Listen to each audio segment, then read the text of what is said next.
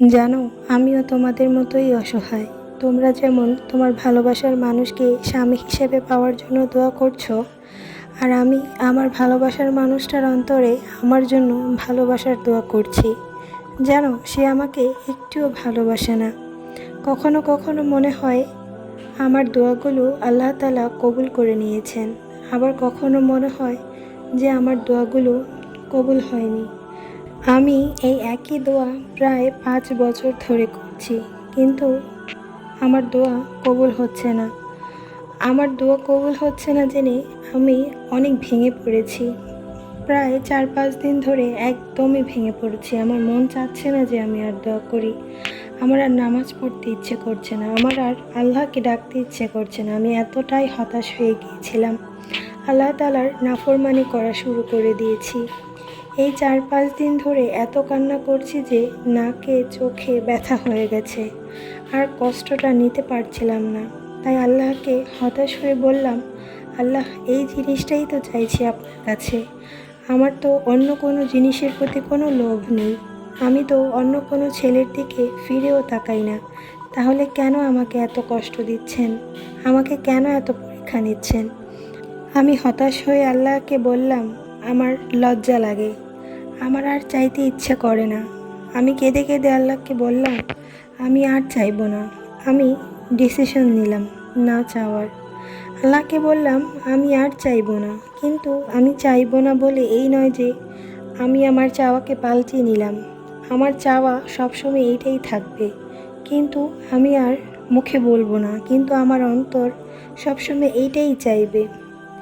এই বলে সারা রাত কান্না করলাম, ঘুমাতে পারলাম না। সকালে উঠে নামাজও পড়লাম না। মনে মনে চিন্তা করলাম, আল্লাহর সাথে এইভাবে রাগ করা যাবে না। তিনি আমার রব, আমি তার সাথে এইভাবে নাফরমানি করতে পারবো না। আমি কি করব কিছুই বুঝতে পারছিলাম না। আমার ভালোবাসার মানুষটার ভালোবাসাকে আমি চাইবো নাকি চাইবো না? আমার দোয়া তো কবুল হচ্ছে না। কি দোয়া করবো আমি, কি বলবো? এই সব কিছু ভাবতে ভাবতে আসরের নামাজের সময় হলো।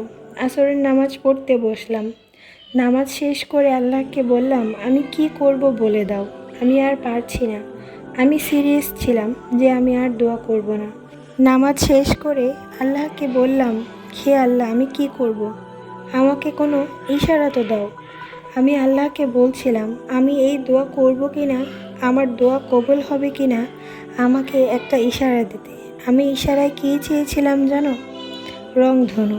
আমি চেয়েছিলাম আকাশে রংধনু উঠিয়ে দিতে, যেন 2-3 দিনের মধ্যে যদি আকাশে রংধনু দেখতে পাই তাহলে আমি আবার দোয়া করব। তুমি বিশ্বাস করো, আল্লাহর কসম করে বলছি, আসরের নামাজ শেষ করে ছাদে যাই হাঁটাহাঁটি করতে। গিয়ে আকাশের দিকে তাকিয়ে দেখি 4টা রং নিয়ে অনেক বড় একটা রংধনু। এটা দেখে নিজেকে আর সামলাতে পারলাম না। কেঁদে কেঁদে আল্লাহর শুকরিয়া আদায় করলাম, আল্লাহর কাছে তওবা করলাম, মাফ চাইলাম। আমি তখনও বিশ্বাস করতে পারছিলাম না যে আল্লাহ আমার জন্য মোজেজা করলেন। আমি আমার নিজ চোখেই মোজেজাটা দেখতে পারলাম। হ্যাঁ, আমি জানি আমার দোয়া এখনও কবুল হয়নি, কিন্তু আমি আল্লাহকে বলেছিলাম যে আমার দোয়া কবুল হবে কি না, আমি আর এই দোয়া করব কি না সেইটার ইশারা দিতে। তো আল্লাহ তাআলা আমাকে সেই রংধনুটার ইশারা দেখালেন। আমাকে দেখালেন যে তুমি এই দোয়া করতে থাকো এবং আমি তোমার দোয়া কবুল করব। তাই আমি আবার আল্লাহর উপর ভরসা নিয়ে নতুন করে আবার আমার দোয়াগুলো শুরু করলাম।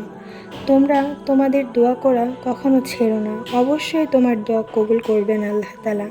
আল্লাহর কাছে অনেক ক্ষমতা, তিনি দিনকে রাত করতে পারেন, রাতকে দিন।